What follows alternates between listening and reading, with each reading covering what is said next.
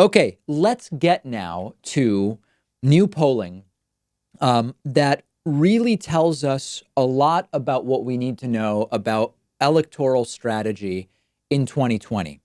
There are some very good numbers for Donald Trump. We're going to get to bad numbers for Trump a little bit later in the show, but there are some really good numbers from Donald Trump.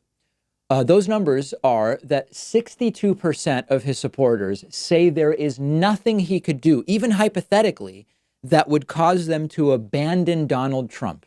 For years, I've been explaining that most of the voting public is not convincible. Now, this is on the Democratic side and on the Republican side, in the sense that there's some portion of the electorate that will always vote for the Democrat. There is some portion of the electorate that will always vote for the Republican. So the focus becomes turnout of the people that are already on your side, and also focusing on the small portion of people who are actually willing to see reason and arguments and maybe change their minds about who they're going to support. Now, likewise, it's not just about party, because party applies to the presidential election, the Senate, local elections, whatever. Any individual president also has some solid, unwavering, unchanging, unflinching base of support, regardless of what they do, partially typically because of things that go beyond just politics, right? It could be a cult of personality. It could be ideological in some way that is less directly related to policy, whatever the case may be. So when we look at a presidential approval number like 40%, the floor isn't zero. I've estimated that it's probably somewhere between 22 and 28%. And similarly, I've said for Donald Trump, when his approval rating wavers between 35 and 42%, as it mostly has during his presidency, that is actually a pretty significant swing, because I don't believe it could ever go lower than somewhere in the range of 22 to 28%, no matter what Donald Trump does. And there's a new poll from Monmouth University which finds exactly that. It finds that 62% of Trumpists can't think of anything. They can't think of a single thing, even hypothetically, that Donald Trump could do that would cause them to reevaluate their support for him. So let's do some simple math. In this same poll, Donald Trump's approval rating is currently 43%. 43% of the entire public approves of the job that Donald Trump is doing. That's extraordinarily disturbing. And it's absolutely an indictment of the population of the U.S. But let's just deal with the number. 43% of the total public approves of the job that Donald Trump is doing. 62% of that cohort is about 26%. This is exactly in line of what I've been saying for a year. 62% of Trumpists works out to about 26 or 27% of the total population who will never abandon Donald Trump. This is why convincing Trumpists to change their minds is a losing strategy. So at the big picture level, Democratic candidates should lay out a policy that will appeal to people, to Americans, period. If you lay out a policy that simply makes sense for Americans, you're going to pick up some Trump voters and some centrists and whatever the case may be.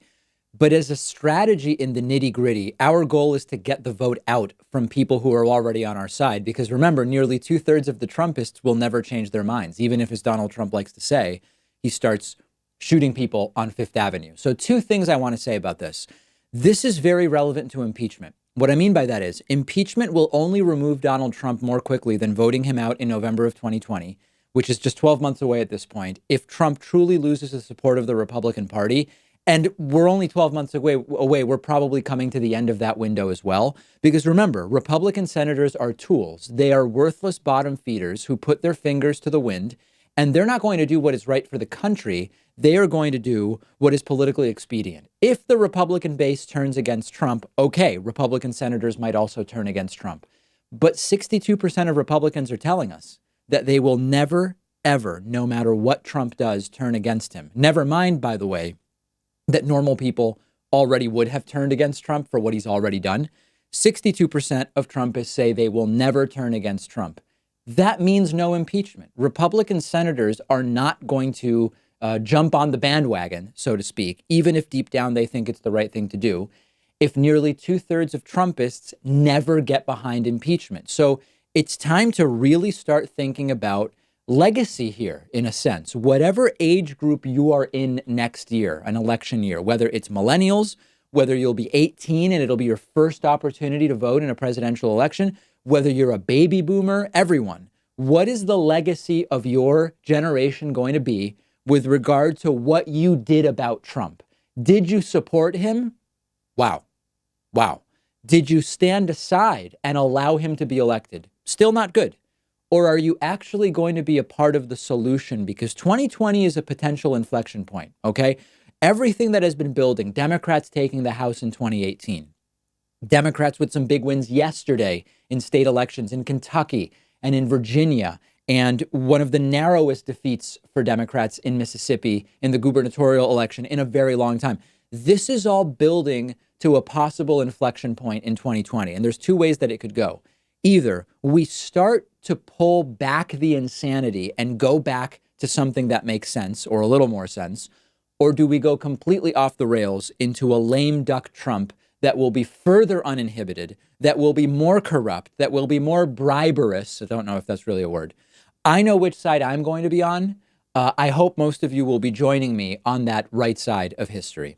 We will have a poll about this on our Instagram page at David Pakman Show. Follow at David Pakman Show on Instagram. By the way, while you're there, we've been having a problem at my place with people using our trash cans. And I decided to take action and concoct a little flow chart to help people figure out if they should be using my trash cans. I posted it to my Instagram page at david.pakman. Check it out. We'll take a quick break and a lot more to discuss today.